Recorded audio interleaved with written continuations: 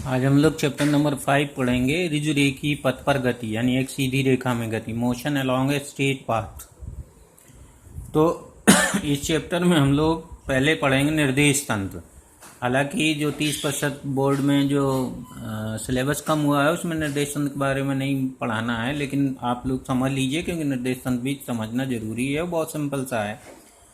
तो निर्देश तंत्र किसको कहते हैं? वह स्थान या बिंदु जिसके सापेक्ष किसी वस्तु या कण की स्थिति समय के साथ निर्देशांकों x, y, z के पदों में व्यक्त की जाती है उसको कहते हैं निर्देश तंत्र। या मतलब सीधे सीधे कह लीजिए वह स्थान या बिंदु जिसके सापेक्ष वस्तु की स्थिति मापी जाती है उसको निर्देश तंत्र कहते हैं। और यहाँ निर्देश समय को नापने के लिए घड़ी का प्रयोग किया जाता है कि कौन सी समय पर वस्तु कहाँ पर है। तो ऐसा निर्देश तंत्र जिसमें वस्तु की स्थिति x, y, z, t 4 निर्देशांकों से व्यक्त की जाती है उसको कहते हैं समय आकाश निर्देश तंत्र या टाइम स्पेस कोऑर्डिनेट सिस्टम कहा जाता है। तो अब और समझिए, जैसे आप किसी कमरे में बैठे हैं तो कमरे का कोई भी कोना ले लेंगे और उस कोने से आप अपने कमरे में किसी जगह पर बैठे हैं वहां से जो दूरी नापेंगे तो उस कोने को कहा जाएगा निर्देश तंत्र। तो निर्देश तंत्र वही स्थान या बिंदु होता है। तो निर्देश तंत्र कमरे का कोई कोना हो गया और कोने से आप जो जिस जगह कहीं कुर्सी डाले बैठे हुए हैं तो उस कोने से आपकी जो दूरी होगी वो आपकी स्थिति को व्यक्त करेगी।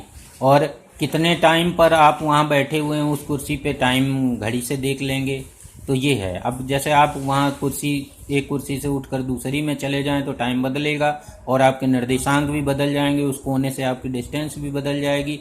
तो ये सिचुएशन आगे पढ़ते हैं। तो ये कोना जो है कमरे का जिसके सापेक्ष आप अपनी स्थिति को ज्ञात करें उसको कहते हैं निर्देश तंत्र। बस इतना सा सिंपल सा समझ लेना है, ठीक है ना। तो जैसे आप कहीं रोड पर मान लीजिए खड़े हैं और गाड़ियां निकलने में लगी हैं तो आप अपने स्थान से उस गाड़ी की स्थिति को अगर देखने में लगे हैं तो आप निर्देश तंत्र बन गए।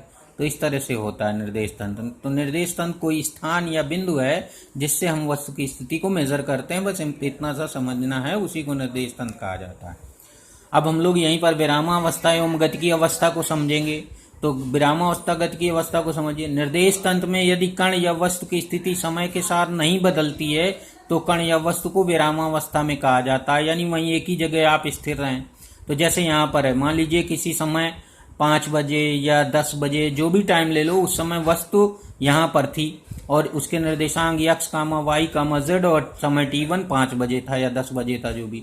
अब आपने 10:02 पर देखा या 5:02 में यानी दूसरे समय पर देखा, तब भी आपने देखा कि वस्तु वहीं की वहीं है, उसके निर्देशांक x, y, z ही है। तो इसका मतलब है कि समय तो बदल रहा है, समय तो चेंज हो रहा है, लेकिन वस्तु के जो डिस्टेंस है ओ से, यहाँ से ओ से डिस्टेंस नहीं बदल रही, यानी वो निर्देश तंत्र में उसकी स्थिति नहीं बदल रही है। तो यहाँ ओ को निर्देश तंत्र कहा गया, तो ओ से स्थिति नहीं बदले, इसका मतलब विरामावस्था में। तो याद रखना, अगर समय बदलने पर वस्तु की स्थिति ना बदले तो उसको कहा जाता है विरामावस्था में। जैसे आप कुर्सी में बैठ गए तो बैठे हुए हैं, आप 10 बजे बैठे हुए हैं, 10:02 पे, 3 मिनट पे, 10:30 बजे सब उसी जगह पर अगर बैठे रहे आप तो आप विरामावस्था में कहे जाएंगे। अब यहीं से गति की अवस्था समझ लीजिए। यदि कण या वस्तु की स्थिति समय के साथ बदल रही है तो उसे गति की अवस्था में कहा जाता है। तो जैसे यहाँ पर पहले आप मान लीजिए बिंदु ए पर बैठे थे तो यहाँ पर आपके निर्देशांक x1, y1, z1 और टाइम t1 था। फिर थोड़ी देर बाद देखा गया तो आप बी स्थिति पर पहुंच गए जहाँ पर निर्देशांक x2, y2 और z2 हो गए और समय t2 हो गया। तो इस प्रकार से आपकी स्थिति निर्देशांक ये पॉइंट ओ के सापेक्ष बदलने में लगी है समय के साथ, इसलिए आपको गति की अवस्था में कहा जाएगा। तो ये है गति की अवस्था, यानी समय के साथ आपकी स्थिति बदले तो गति की अवस्था में है और नहीं बदले तो आप विराम अवस्था में है। अब निर्देश तंत्र के प्रकार हम लोग समझ लेते हैं। निर्देश तंत्र 2 प्रकार के होते हैं, बस इतना सा जानना। जड़त्वीय निर्देश तंत्र जिसमें त्वरण नहीं होता, अर्थात जिसमें वस्तु पर नेट बल शून्य होता है, उसको कहते हैं जड़त्वीय निर्देश तंत्र।